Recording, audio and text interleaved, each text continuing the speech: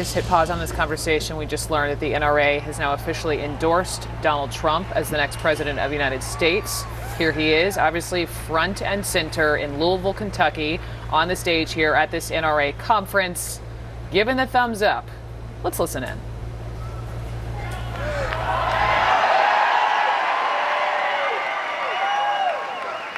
Thank you very much. This is amazing. I did not know that. I knew I was doing well, but I did not know that. And I've been a member for a long time, and my boys are members, and they're much better shooters than I am. I'll tell you, they know more about guns than any. I don't know, there might be 2 or 3 people in this room, but believe it or not, not many. So to get the endorsement, believe me, is a fantastic honor. And I just said to Wayne and I just said to Chris, I will not let you down. Remember that. I will not let you down. And, you know, I wrote a few remarks and I'm going to actually read them because we go into a little detail, but I will tell you that Hillary Clinton, and you know I call her Crooked Hillary because all you have to do is read any newspaper you want.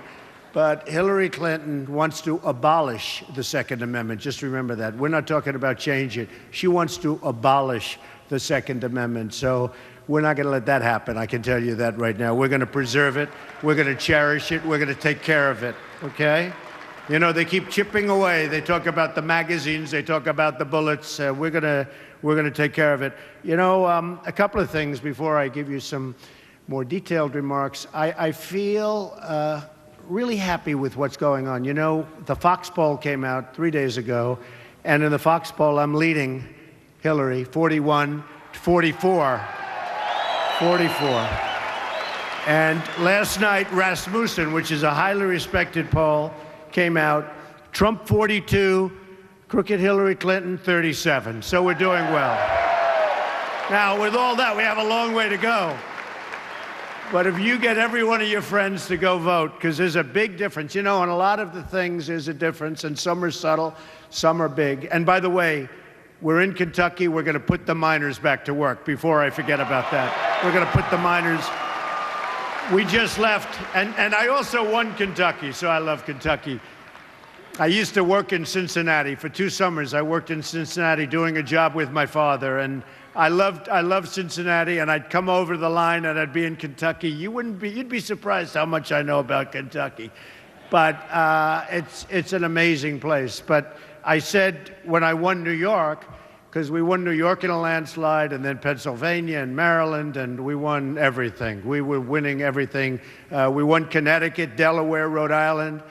And then we went to West Virginia, and boy, did I win. Did we do well in West Virginia? Wow.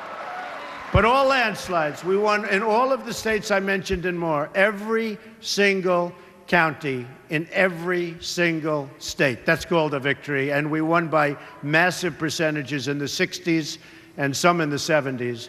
And then, of course, we went to Indiana. As you know, that was going to be the firewall for the other side. And it turned out to be a massive victory for us again. It didn't hurt that Bobby Knight came out and said, I want Trump to win. That didn't hurt. If you're in Indiana and Bobby Knight endorses you, I guess that's about as good as it gets. So I just want to say that I've been watching what's going on, and I've been looking at airplanes getting blown up in the air and lots of bad things happening. It's just not the same, and we're going to bring it back, and we're going to bring it back to a real place where we don't have to be so frightened, where we don't have to be so afraid. And you know what's happening in the schools, and you know what's happening everywhere. We're going to bring it back, and you folks are going to be so happy, and you're going to be so proud of your country again. Just remember.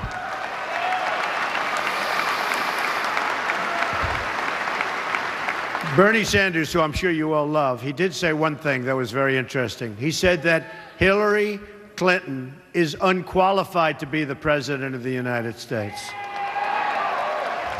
And he said that, and it's just, you know, one of those things. He said she suffers from bad judgment, and she does. You look at so many of her decisions have been bad. So I think we're going to do really, really well, and I look forward to it. I actually look very forward to the debates. I've loved the debates. I don't know. I never debated before, and all of a sudden I have all these debates. And that was a big question mark in my mind. I mean, how will I do in debates? I'm debating people that were on their national debating teams and all of these top debaters, but they never had people interrupting them every other word they'd say. You're a liar, and they're trying to speak and they can't speak. You would have done the same. I know a lot of the audience, you would have done the same. So I just want to give this, and I want to really, it's so important to me. I wrote it down, and again, my sons have been members of the NRA for many, many years, and they're incredible. They have so many rifles and so many guns, sometimes even I get a little bit concerned. I said, that's a lot. Okay, but I will tell you, they know so much about it, and really they're surrogates. They go around and speak, and every time they speak to a gun organization or a club, people call me and they say, you boys are great boys, and boy, do they know their business. So it's one of those things, and that's the way we want it. And, you know, I mention so often, we talk about Paris, or we talk about San Bernardino, and nobody had guns. You know, Paris is probably in the world the toughest place to have a gun. The toughest. France generally, but Paris in particular. And when these thugs walked in, thugs, you know, the press used to call them masterminds, right? The mastermind. We're looking, I said, that's why people are joining. That's why they're coming in, because they're using the word mastermind. Not mastermind, thugs. In fact, I called him the guy with the dirty cap. Remember the white cap? And it was filthy dirty. This was the mastermind. And actually, the press has stopped using the term. They're very dishonest people, among the most dishonest I've ever met, but they actually stopped using the term mastermind because they use that term, and then they wonder why our youth is going and fighting for ISIS. They don't even know what they're fighting for. But I think it's gotten a lot better from that standpoint. But if you look at Paris, 130 people killed, hundreds of people still in the hospital, just horribly wounded, can never be the same. Horribly wounded. And these guys came in, boom, boom, you over here, boom, and they just stood there and just shot everybody. No guns on the other side, folks.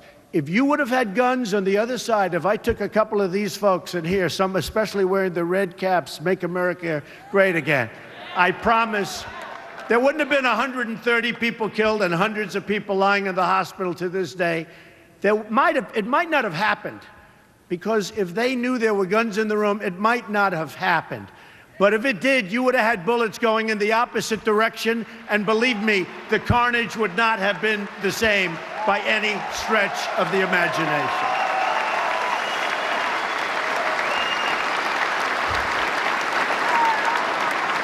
And I tell the same story on San Bernardino. Here's two people. I guess she radicalized him. Who knows? Who knows? It's a mess. We're in a mess, folks, a mess. Radical Islamic terrorism. We have a president, doesn't mention the words, doesn't want to talk about it, and if you don't want to talk about it, you're never going to solve a very big problem, and we're talking a worldwide problem. We're not talking here, we're not talking Kentucky, we're talking all over the world. This is a problem, and we have a president doesn't want to mention the name. You have San Bernardino, 14 people. They worked with these two. They worked with them. They gave them a baby shower. They had a baby. The people they worked with gave them a baby shower. They walked in, no guns on the other side. They had the guns, and they killed 14 people, many wounded, many in the hospital to this day, but they wounded many. But they killed 14 of their co-workers, and the co-workers thought they were friends. So there's something going on. Now, I tell you again, same story. If we had guns on the other side, it wouldn't have been that way. I would have, boom. If we had guns on the other side, it wouldn't have been that way. And then you have the gun-free zones. The gun-free zones, that's real. We had a case, you know, about a year and a half ago was the first I really heard of this, and where you had the 5 military people, great people. One was a master marksman, a master with anything he touched having to do with guns, weapons, anything he touched. And they were told, this is on a military base, folks, on a military base. They were told, put your guns away, got to put your guns. These are, you know, soldiers. These are people that are representing us. These are the top of the line. These were 5 great, brave, incredible soldiers. Put your guns away. So their guns are locked up, put in a different area of the place, and this whack job walks in and starts shooting them, killed all 5 of them. Gun-free zones. We're getting rid of gun-free zones, okay? I can tell you. We're getting rid of that.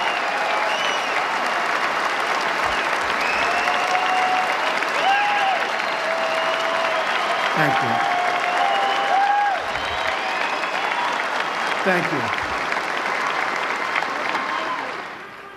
That wasn't part of my speech. I must be honest with you. I don't know. Maybe I shouldn't read you what I have here. But in fact, if I would have known teleprompters, I would have used them. I've started to use them a little bit. They're not bad. You never get yourself in trouble when you use a teleprompter. You know, the problem is it's too easy. We have a president who uses teleprompters. It's too easy. We should have non-teleprompter speeches only when you're running for president. You find out about people. The other way, you don't find out about anybody. So, the Second Amendment is under a threat like never before.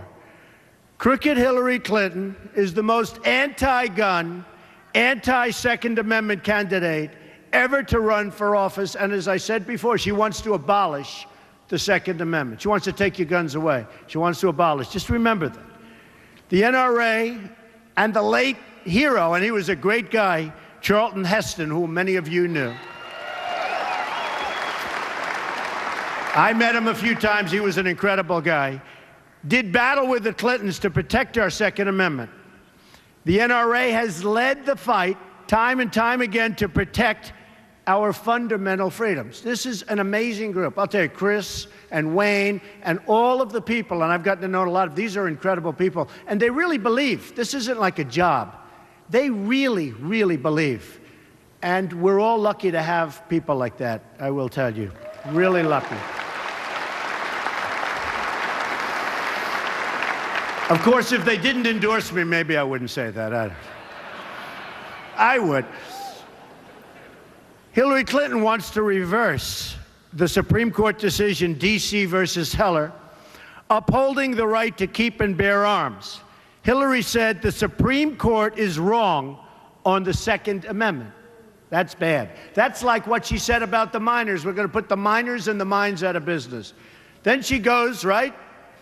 Then she goes to, oh, boy, I'll tell you, West Virginia, how would they? I hate to say I won Kentucky, but I won West Virginia by even more. But of course, she made that statement after I had already won Kentucky. We're going to win them all. We're going to win them all. We're going to win them all. If Hillary gets to appoint her judges, and this is really important. Look, defense is number one. We have to protect our country. Defense, economy's important. Everything's important. But without defense, we don't have a country. And our military, as you know, it's being decapitated. What they're doing to our military is incredible. I saw over the weekend a documentary on our great airmen. And these are people that are flying our jets, and they're running out of parts for our fighter jets.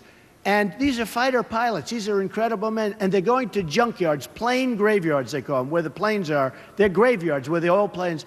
And they're taking parts off. They're cannibalizing the planes. They're taking parts off the planes. And they're putting them onto the jets. And I'm saying, is this the United States? Why don't we have new equipment? And a man got up, great guy, looked as good or better than Tom Cruise. And you know what I'm talking about, because that was a great movie. And he said, you know what? I've been in this for 20 years, and it used to be so incredible. And now it's like a different world. The equipment, the way it's maintained, everything. It's like a different world. And I just have to say, just to interrupt what I'm going to be talking about, I have to say, we're going to make our military bigger and better and stronger than ever before, and nobody is going to push us around. Nobody. Nobody.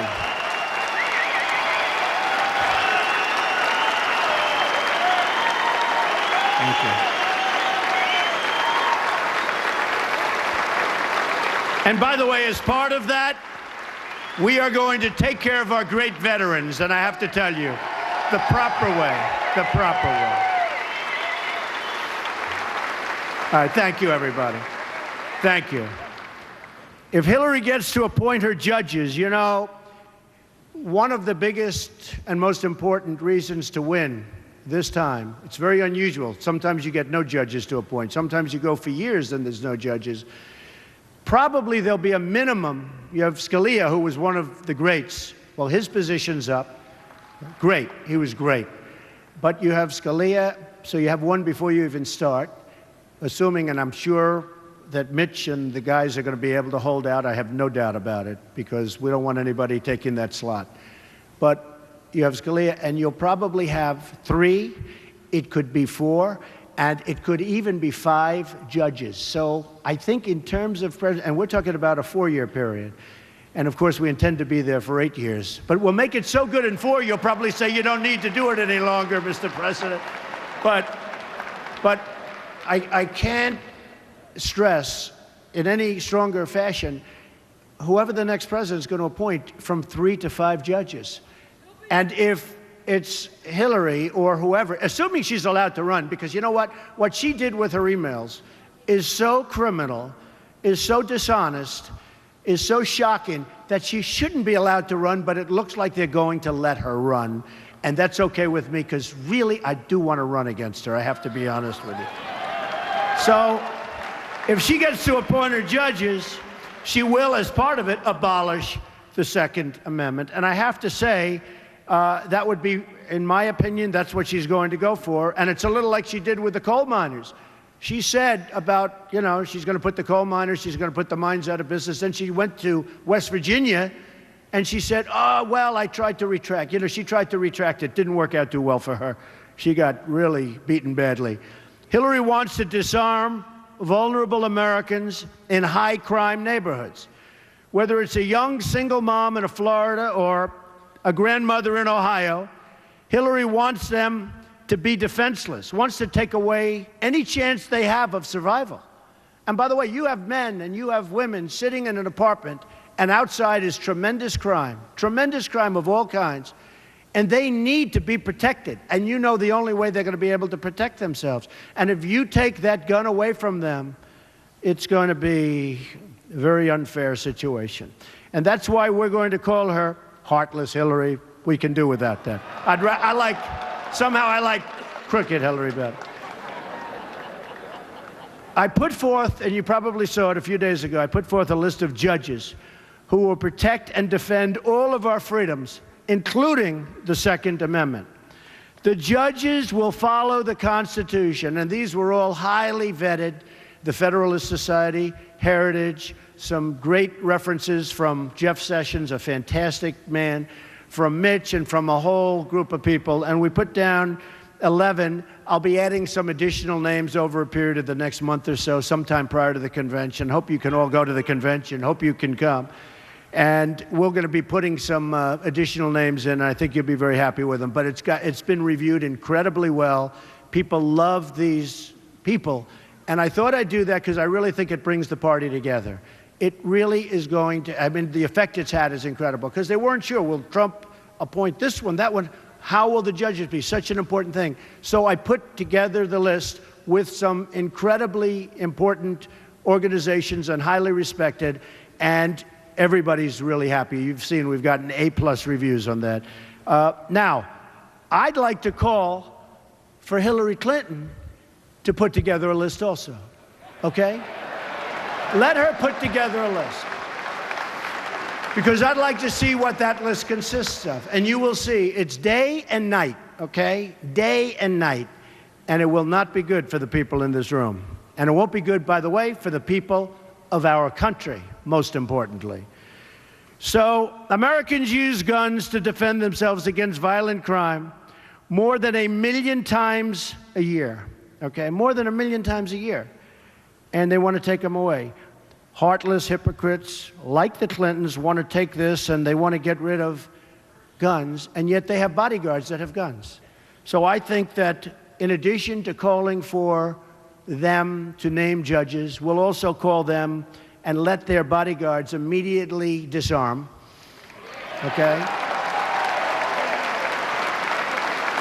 No, they should immediately disarm. And let's see how good they do. Let's see how they feel walking around without their guns on their bodyguards. In the meantime, nobody else can have the guns, right? President Obama tried to take the guns from law-abiding Americans, but has reduced prosecutions of violent criminals who use guns. President Obama is even releasing violent criminals from the jails including drug dealers and those with gun crimes. And they're being let go by the thousands, Many of these are also, I'm sure you're not going to be surprised to hear this, illegal immigrants. President Obama pushed for changes to sentencing laws that release thousands of dangerous drug trafficking felons and gang members who prey on civilians. And I want to tell you, I've really learned a lot about the border. In fact, 2 weeks ago, you probably saw 16,500 Border Patrol agents endorse Donald Trump. And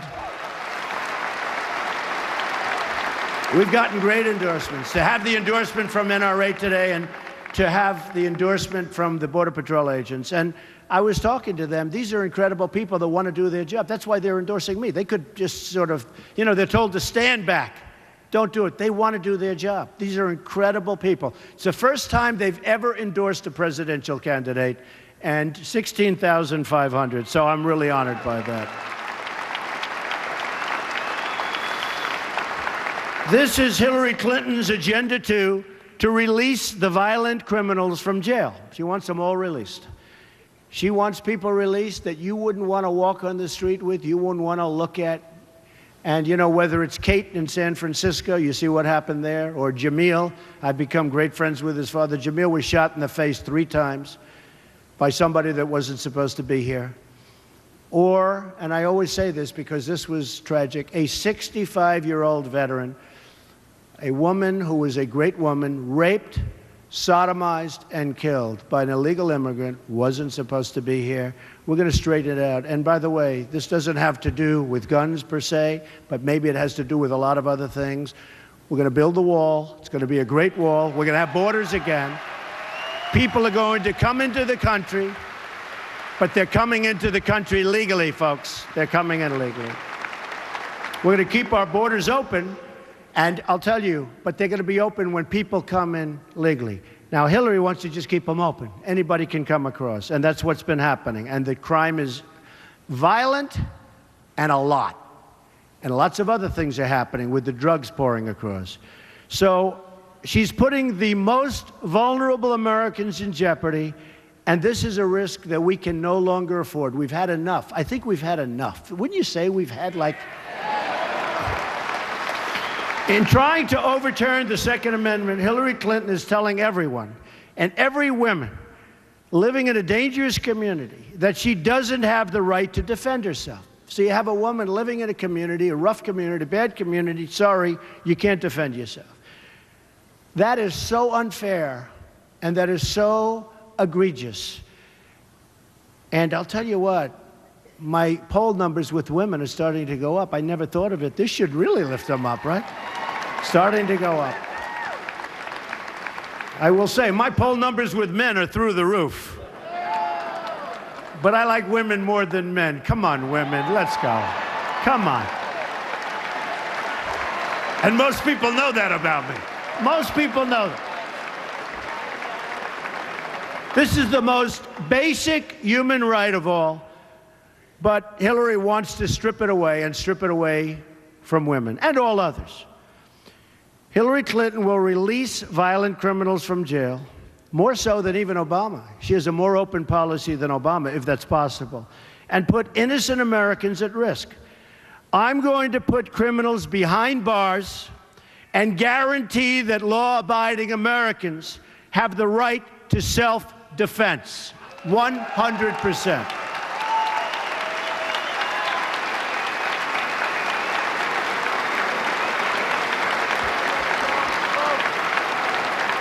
Thank you.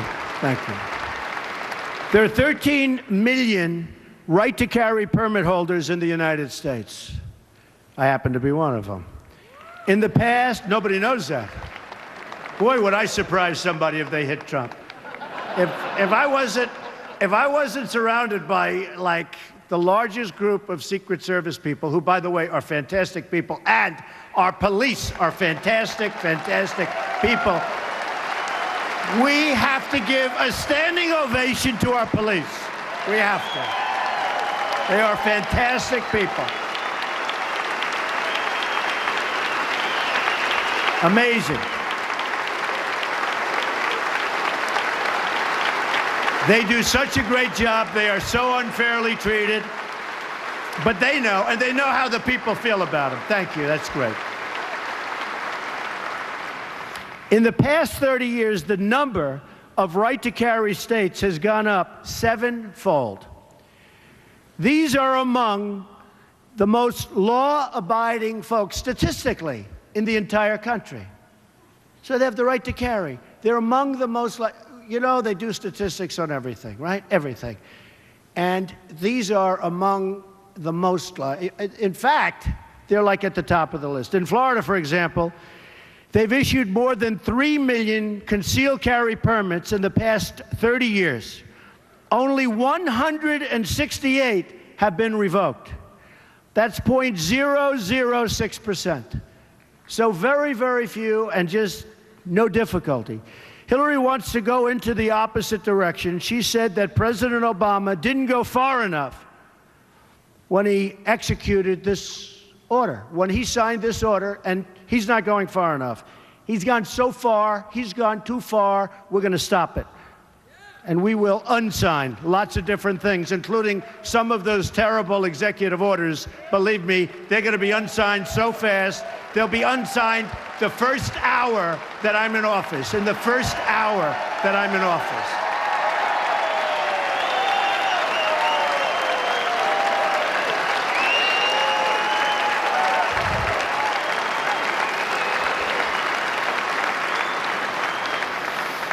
Hillary's pledged to issue new anti-gun executive orders. You know that. This is the behavior, I mean, you could say of a dictator. This is the behavior of somebody, frankly, I think, that doesn't know what she's doing. She's not equipped to be president in so many different ways. But this is the thinking of a person that is not equipped to be the president of the United States. Believe me, she doesn't understand it. Bad judgment. We talk about it. She's got bad judgment.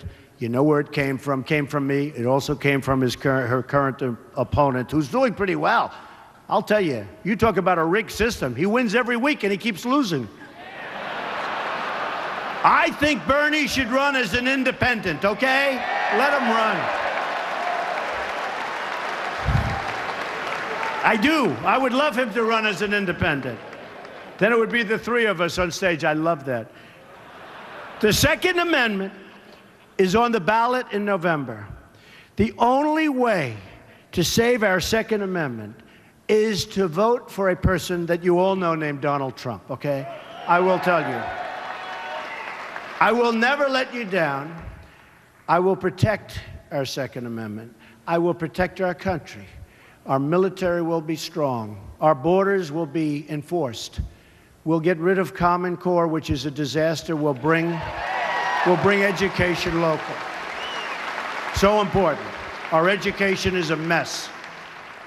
We're going to get rid of Obamacare. We're going to have a great, great plan as a substitute. Obamacare is out of control. The new costs, as you know, they're going to be revealed on November 1st. They are going to be through the roof. And by the way, don't let this happen.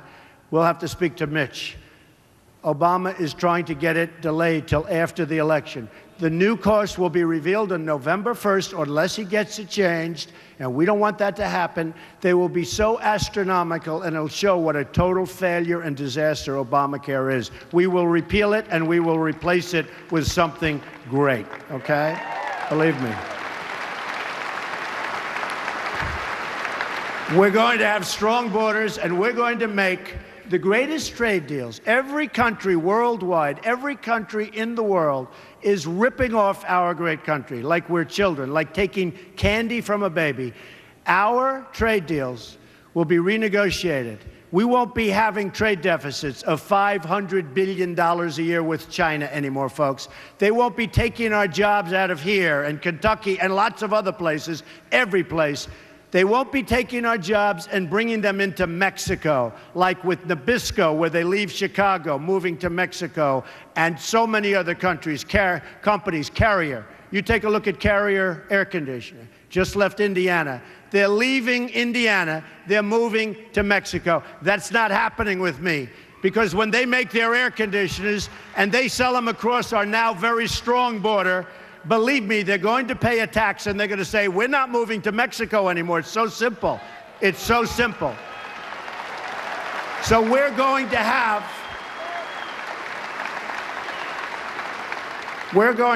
great trade agreements. We're going to become a strong nation again. We're going to save our Social Security. We're going to save our Medicare. We're going to be so proud of this country. You're going to be proud of your president, but I don't care about that. You're going to be proud of your country again. And we're going to start winning again, because we don't win anymore. We never win. We don't win on trade. We don't win with the military. We can't beat ISIS. Believe me, we're going to knock the hell out of ISIS. We have no choice. We're going to knock the hell out of ISIS.